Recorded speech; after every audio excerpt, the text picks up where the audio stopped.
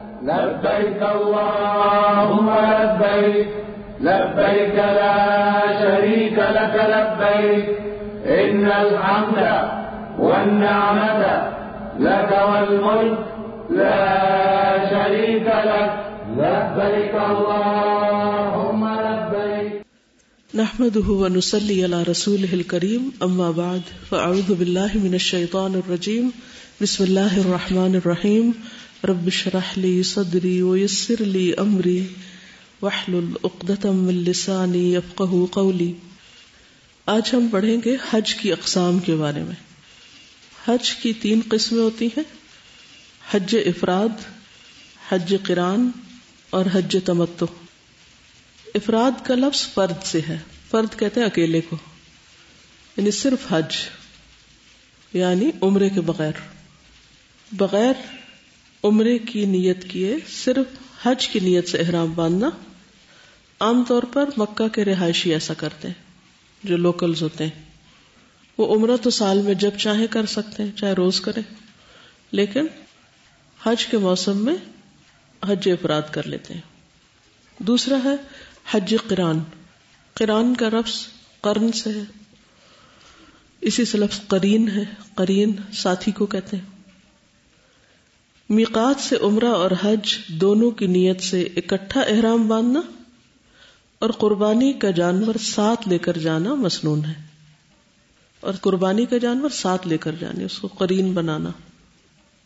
حج تمتع میقات سے عمرے کی نیت سے احرام باندھنا اور عمرہ ادا کرنے کے بعد احرام کھول دینا، پھر 8 ذو الحجہ کو حج کی نیت سے دوبارہ احرام باندھنا مکہ سے. حج تمتع سب سے افضل حج ہے.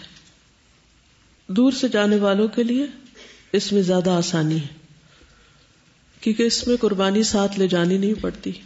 اور دوسری یہ ہے کہ آپ صرف پہلے عمرے کی نیت سے جائیں، عمرہ کریں، احرام کھول دیں، روزانہ اپنی عبادت وغیرہ کریں، اور بغیر احرام کی پابندیوں کے آپ جتنا عرصہ بھی وہاں درمیان میں رہ سکتے رہیں، اس کے بعد دوبارہ احرام پہنیں.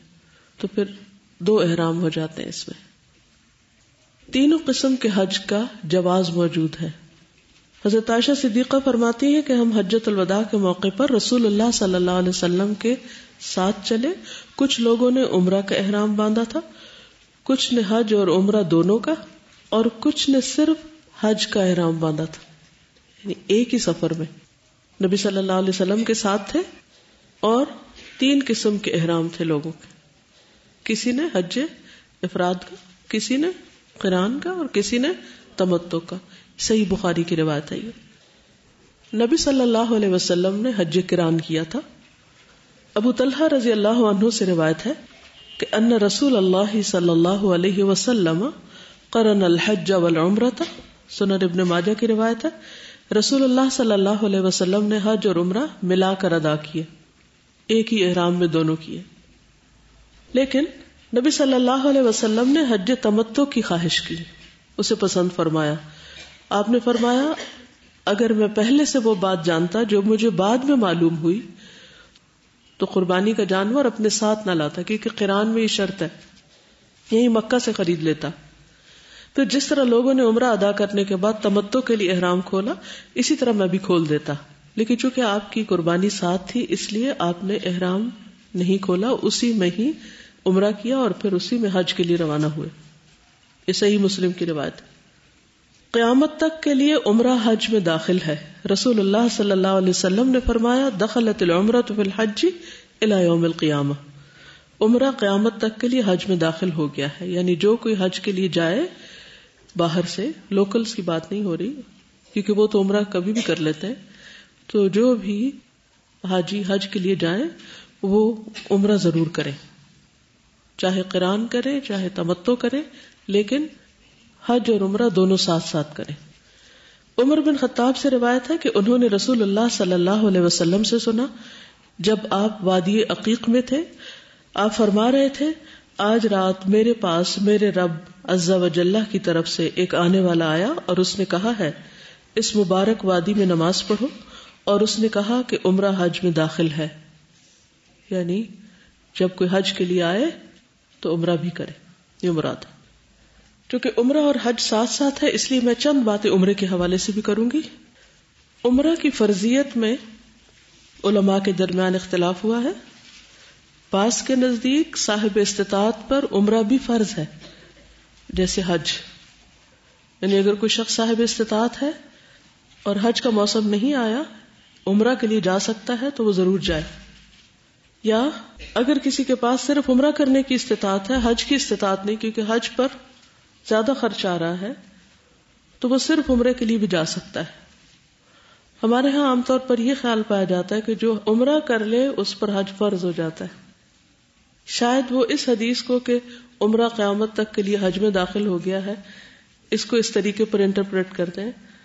حالانکہ دونوں اکٹھے بھی کیے جا سکتے ہیں، یعنی ایک ہی ٹرپ میں اور الگ الگ ٹرپس میں بھی ہو سکتے ہیں.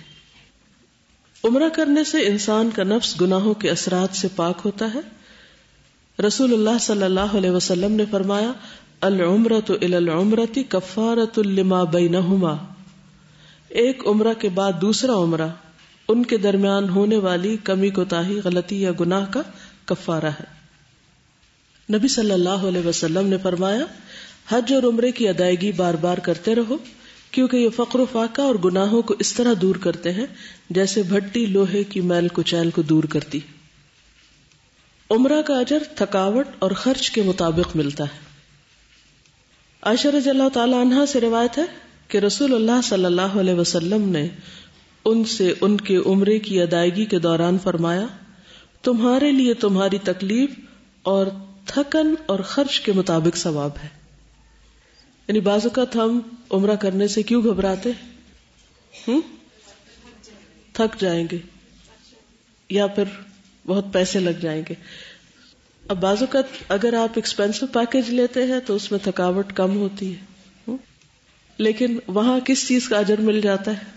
پیسہ خرچ کرنے کا. اور دوسری طرف آپ سستا پیکج لیتے ہیں جس میں تھکاوٹ زیادہ ہے، تو آپ کو کس چیز کا اجر مل جائے گا؟ تھکنے کا. لہذا محروم کوئی بھی نہیں ہے. جو حج کی استطاعت نہ رکھے اس کو عمرہ کرنا چاہیے. عبداللہ بن عمر رضی اللہ عنہما نے فرمایا، ہر صاحب استطاعت پر حج اور عمرہ واجب ہے.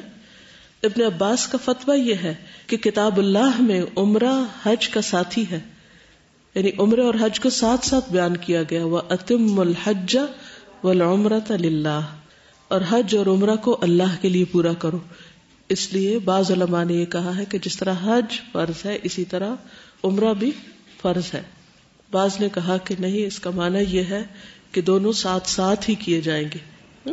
بہرحال رمضان میں عمرہ ادا کرنے کا ثواب نبی صلی اللہ علیہ وسلم کے ساتھ حج کے برابر ملتا ہے. سنن ابو داؤد کی روایت ہے.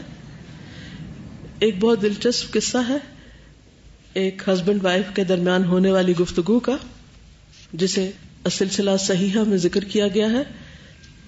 ابو طلیق رضی اللہ عنہ نے بیان کیا کہ میری بیوی ام طلیق میرے پاس آئی. کہا، ابو طلیق حج کی تیاری کرو. میرے پاس ایک اونٹ اور ایک اونٹنی تھی. ابو طلیق کے پاس اونٹنی کو حج کے لیے اور اونٹ کو جہاد کے لیے استعمال کیا جاتا. اونٹنی کو حج کے لیے اور اونٹ کو جہاد کے لیے. اس نے مجھ سے اونٹ کا مطالبہ کیا تاکہ وہ حج کر سکے. میں نے کہا، کیا تو جانتی نہیں کہ میں نے اسے اللہ کی راہ کے لیے وقف کر دیا ہے؟ اس نے کہا، حج بھی تو اللہ کی راہ میں آتا ہے، یعنی یہ بھی فی سبیل اللہ ہے. بس تو مجھے دے دے، اللہ تجھ پر رحم کرے. میں نے کہا، میں نہیں چاہتا کہ تجھے دوں. اس نے کہا، تو پھر مجھے اونٹنی دے دو اور خود اونٹ پر حج کر لو. میں نے کہا، میں تجھے خود پر ترجیح نہیں دوں گا. اس نے کہا، تو پھر کوئی خرچ وغیرہ ہی دے دو. بیوی نے کہا کہ پھر میرے لیے کچھ کرو. میں نے کہا، میرے پاس اتنا مال ہی نہیں جو میرے اور میرے اہل و عیال کی ضروریات سے زائد ہو. اس نے کہا، اگر تم مجھے دو گے تو اللہ تعالیٰ تمہیں بہتر بدلہ عطا کرے گا. جب میں نے اس کا بھی انکار کیا تو اس نے کہا، جب تم رسول اللہ صلی اللہ علیہ وسلم کے پاس جاؤ تو آپ کو میرا سلام دینا اور میں نے جو کچھ تمہیں کہا ہے آپ کو بتا دینا. کہ میری بیوی یہ کچھ کہہ رہی. میں رسول اللہ صلی اللہ علیہ وسلم کے پاس گیا، آپ کو اس کا سلام پہنچایا اور اس کی ساری باتیں بتا دی. آپ نے فرمایا، ام طلیق سچ کہتی ہے. اگر تو اسے اونٹ دے دیتا تو وہ اللہ ہی کی راہ میں ہوتا، اور اگر اونٹنی دیتا تو تم دونوں اللہ کی راہ میں ہوتے، اور اگر تو اسے کوئی خرچ وغیرہ دے دیتا تو اللہ تجھے بہترین بدل عطا کرتا۔ میں نے کہا اے اللہ کے رسول صلی اللہ علیہ وسلم، وہ آپ سے یہ سوال کر رہی تھی کہ کون سا عمل آپ کے ساتھ حج کرنے کے برابر ہے؟ آپ نے فرمایا رمضان میں عمرہ کرنا۔ تو اس سے کیا پتہ چلتا ہے؟ بہت سے لوگ یہ سوال کرتے ہیں نا کہ کیا ہسبینڈ پہ لازم ہے کہ بیوی کو حج کرائے؟ تو لازم تو نہیں، لیکن اگر شوہر بیوی پر خرچ کرتا ہے تو اسے اس کا بہترین اجر ملے گا۔ اور حج کا سفر بھی اللہ کے راستے کا سفر ہے۔ اور کیا پتہ چلتا ہے اس سے؟ کہ عام طور پر عورتوں کو حج عمرے کا زیادہ شوق ہوتا ہے۔ اب اجازت، سبحانک اللہم و بحمدک، اشہد ان لا الہ الا انت، استغفرک و اتوب الیک۔ السلام علیکم و رحمۃ اللہ وبرکاتہ۔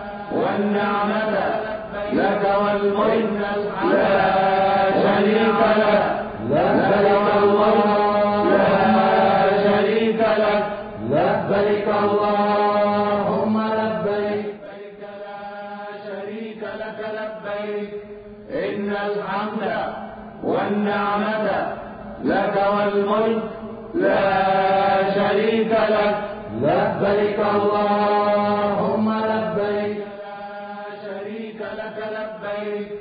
إن الحمد والنعمة لك والملك لا شريك لك، لبيك اللهم لبيك لا شريك لك لبيك، إن الحمد والنعمة لك والملك لا شريك لك، لبيك اللهم لبيك إن الحمد والنعمة لك والملك لا شريك لك، لبيك اللهم لبيك والنعمة لك والملك لا شريك لك، لبيك اللهم لبيك لبيك، إن الحمد والنعمة لك والملك لا شريك لك، لبيك اللهم لبيك، إن الحمد والنعمة لك والملك لا شريك لك، لبيك اللهم